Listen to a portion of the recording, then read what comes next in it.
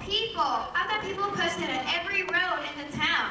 There's no giant ape on the loose. Just try and calm down.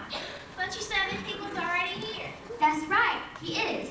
He's here, but he's just not the king y'all were expecting. What? You mean Elvis isn't coming back at last?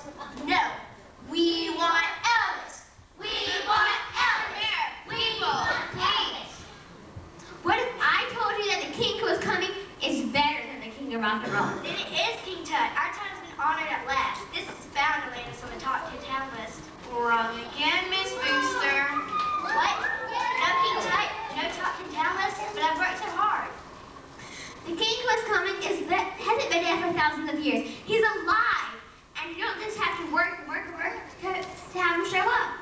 Well, if we don't have to be afraid, then we can really count on him to show up and stay. And if we don't have to work just to finally see him, Then who is he? Would you like to explain this to everyone?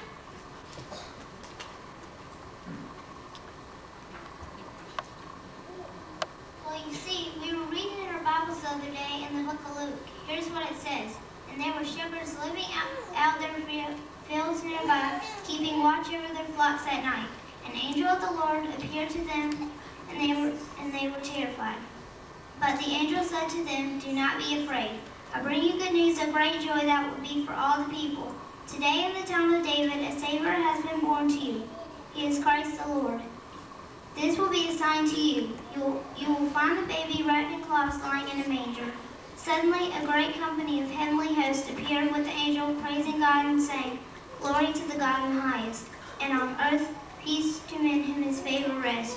When the angels had left them and gone into heaven, the shepherds said to one another, "Let's go to Bethlehem and see this thing that had happened, which the Lord has told us about."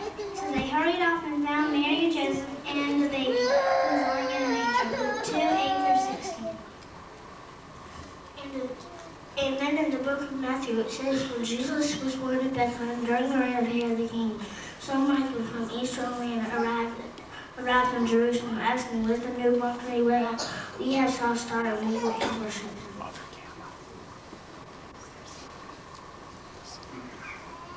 It just had seemed that our town has forgotten all about the one true king, who is greater than any other king.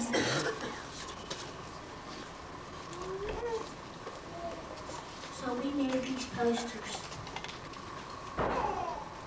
And then we hung up the first part, but before we could hang up the rest, People of Reaper's Mill took it from there.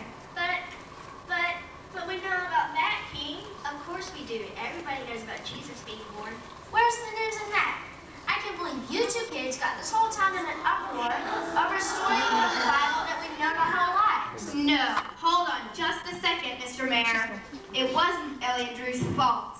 And besides, do we really know the story? Or we just haven't gotten so used to hearing it that we just think we do?